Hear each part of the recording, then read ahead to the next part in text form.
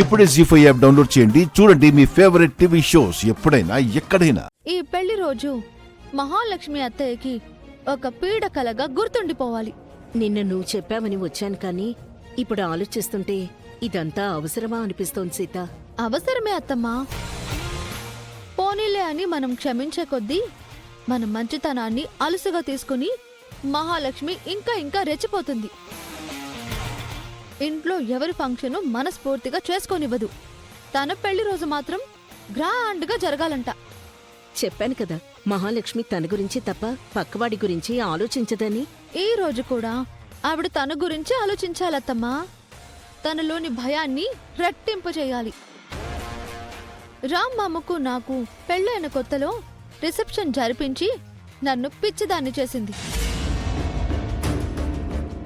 మా అక్క మధుమిత మామ భార్య అని మీకెవరు చెప్పారు? మామ భార్యను నేను. నీలాంటి అమ్మాయి రామ్కి దిష్టి తీయడానికి కూడా పనికిరాదు. అలాంటిది మహాలక్ష్మి కోడలుగా ఎలా చేసుకుంటుంది?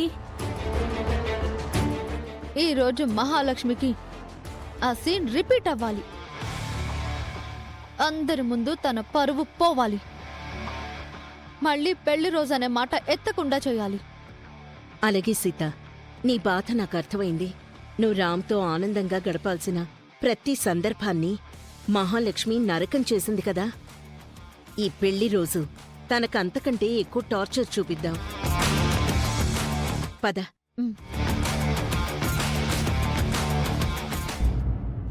ఈ ఫంక్షన్కు మనకి కావాల్సిన కొద్ది మంది ఇంపార్టెంట్ పర్సన్ ని ఇన్వైట్ చేశాను. వాళ్ళు మన బిజినెస్ సర్కిల్లో పవరు పలుకుబడి ఉన్నవాళ్ళు. వాళ్ళతో మనం డీసెంట్ గా బిహేవ్ చేయాలి.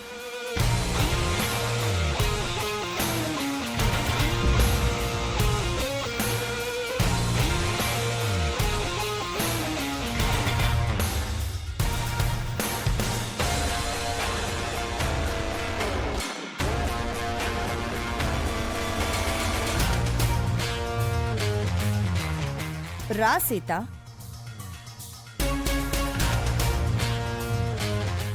నీ గురించే చెప్తున్నాను.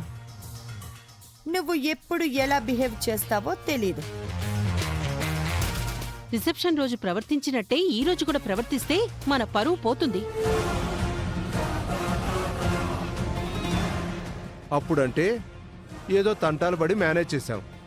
ఈరోజు సీత నువ్వే కంట్రోల్ చేయాలి రామ్. అక్కడే ఆగిపోయావేం సీత? ఇంతసేపు ఎక్కడికి వెళ్ళావు? వచ్చి పిన్నికి డాడీకి వెడ్డింగ్ విషెస్ చెప్పు. వస్తున్నాను మామా. పెళ్లి రోజు ఏర్పాట్లు చూసుకోమని రాత్రి అత్తయ్య చెప్పింది. ఆ పనుల్లో ఉన్నాను.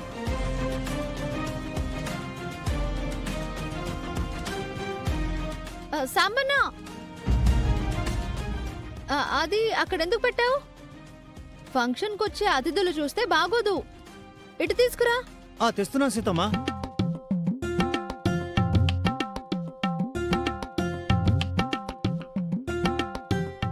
అయ్యో ఉండు, నేను సాయం చేస్తాను.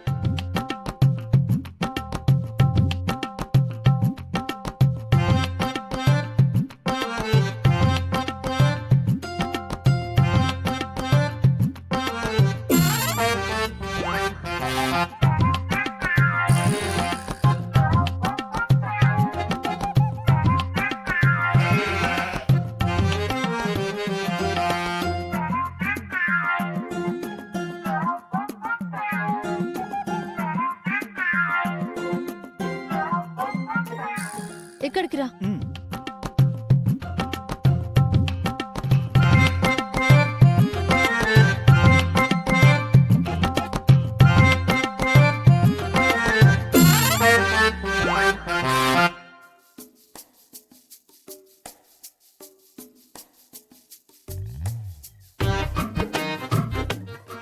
సాంబన్నా, ఇది అటు తీసుకెళ్ళు. అలాగేనమ్మా.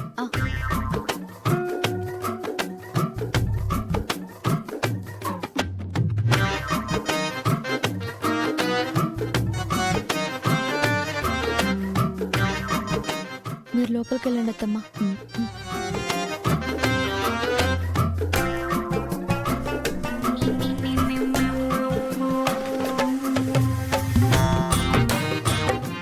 ఇప్పుడు చెప్పండి, ఇందాక నా గురించి ఏదో అంటున్నారు.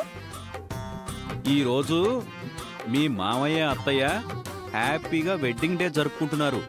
నువ్వు ఏదో ఒక డిస్టర్బెన్స్ చేస్తావని వీళ్ళందరి ఫీలింగ్ సీత. ఆ అవసరం నాకెందుకు బాబాయ్? నాకు అదే పనా ఏంటి? ఎందుకైనా మంచిదని ముందే జాగ్రత్తలు చెప్తున్నాను సీత. నువ్వు కూడా ఏంటి మామా? మన రిసెప్షన్ రోజు ఏం జరిగిందో నీకు తెలీదు. నేను చెప్పినా నమ్మవు. ఆ ఒక్క రోజేనా?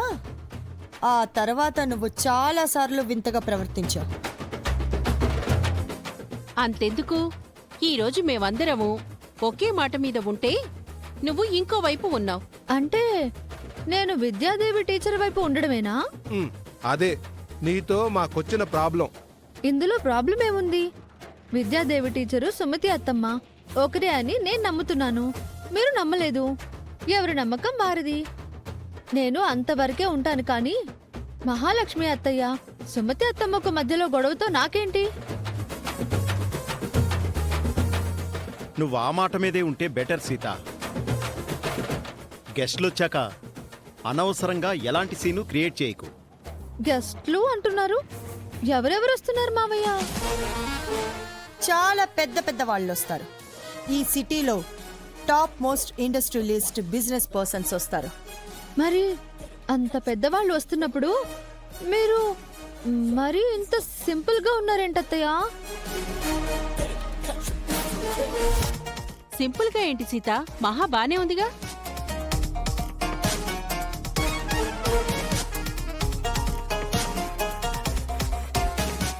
అంతా బాగుంది, కానీ మొన్న మావయ్య కొనిచ్చిన వజ్రాల నెక్లెస్ పెట్టుకుంటే ఇంకా బెటర్ గా ఉంటుందేమో. గుడ్ ఐడియా పిన్ని. సీత కరెక్ట్గా చెప్పింది. అవును మహా, ఆ నెక్లెస్ పెట్టుకుంటే నువ్వు ఇంకా స్పెషల్గా ఉంటావు. అప్పుడప్పుడు సీత మెదడు కూడా పనిచేస్తుంది మహా. థ్యాంక్ యూ సీత, మంచి సలహా ఇచ్చావు.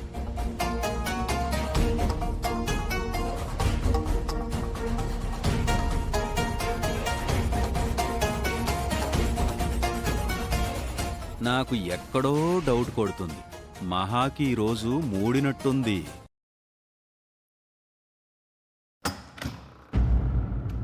ఎవరు? ఎవరండి మీరు? అసలు నా గదిలోకి ఎలా వచ్చారు?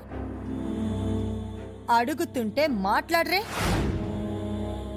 చెప్పండి, ఎవరు మీరు?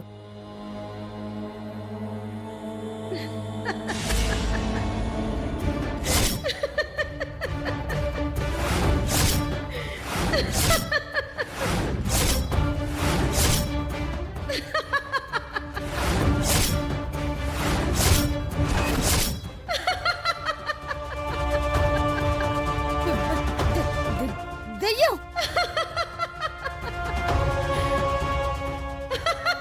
సుమతి!